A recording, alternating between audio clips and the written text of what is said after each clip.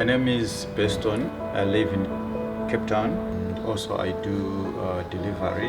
Interbet helped me to realize my dreams. Now I have my own delivery vehicle and I'm able to do the removal in and around Cape Town.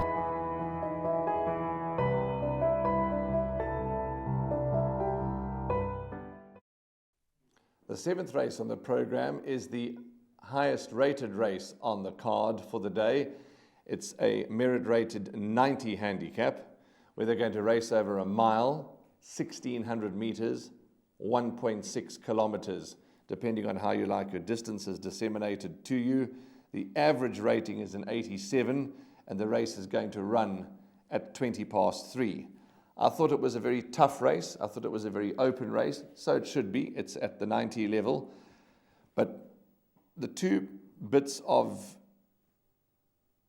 contribution to race 7 from me, before I hand over to you, is that I am expecting huge improvement from number 2, Origami, on his comeback run. His comeback run finishing 4 lengths off to Sekula over a distance way too short of his best, for me, was eye-catching. He needed that run, and I'm expecting big improvement. That's point 1. Point 2, in a tough race where there are quite a few that can win, I'm going to be going for some value for the places on number 4, Makara, because this Vercingetorix filly is capable. She's coming back to form, and those are the 2 bits of information that I can share with you. Looking forward to hearing what you like. Well assessed, Warren. I have looked at Origami and I do think there is improvement to come. It is the second run after the layoff, but I haven't watched that replay of the last run, but you said it was a good run, so you could have found some nice value there because this horse is trading at 12-1. I quite like number 3, Southern Cape, from the Paul Lafferty yard. When I watched that rerun, when Master of Destiny won, there was a very, very hot pace. She was sitting in the box seat and she quickened up really well. And when it looked like she may not run a place or may run third, she just fought on gamely to the line. And I'm not too sure if there's going to be such a hot pace again, because that suited a horse like Master of Destiny. Yes. He's an honest type. He's got the compression mask on, trading at 11-2.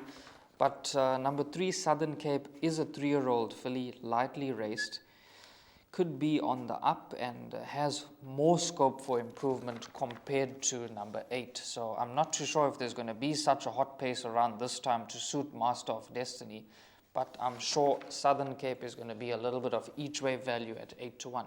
And like we said in the previous race, you know, you can make a case for a lot of these runners. Newsstream, never too far off the action, has a quartet chance. Origami, we've touched on. I'm glad that you like Southern Cape, this filly, because she's lightly raced. She's no doubt, in my opinion, way better than an 84. She's neatly drawn. Paul Lafferty could well be the stable to follow today because he's got some fantastic runners. Makara, we've touched on. Lucky Dancers, winning and winning well. Tarantino. Look at that column, you know, that interesting column there in the computer form, where it tells you, you know, who's the fastest finishing in the race, etc. And this was Tarantino, in his last 3 starts, has been the fastest finishing in those races. So he certainly could get it all right. Over the page, Master of Destiny, 1 from 1 over the course and distance, certainly can follow up. Sir Michael, let's talk about Sir Michael, because, wow, he's making us wait. 851 days since his last win. And I'm starting to get a little... what's the word I'm looking for? I'm starting to get a little wary of him now, because I've gone for him, I've liked him, I've backed him, but he's making us all wait for that next win. But it's going to be soon, surely. He's not far off. He's not far off winning, but you know, Warren, it's been a little bit disappointing because every time we fancy this horse to run a big race and just about win, you know, he doesn't deliver. Yes. I'm not saying he can't win. He is the class of the race. He's run second to do it again. He's put in some cracking efforts behind some really good sorts.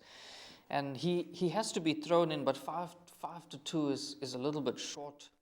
We'd rather go for a little bit of value in the race rather than backing him on the nose, because his runs are a little bit in and out. Yeah, I agree with you. Rather go for a bit of value in the race than backing this horse on the nose. Again, we're not saying he can't win. Of course he can. He deserves another win. But he's up in the 90s, for a horse that hasn't won for 851 days. He's still up in the 90s.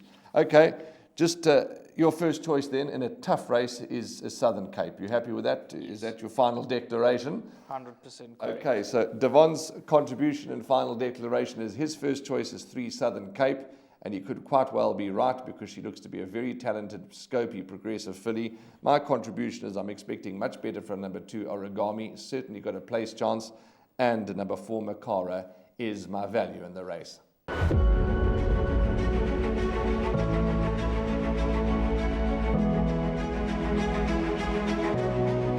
It's good fun. Days like these are great. You get the whole industry together, and to have, you know, companies and corporations like Interbet and Cape Racing who are so generous with sort of time and energy into making a day like this possible is it's fantastic for everyone.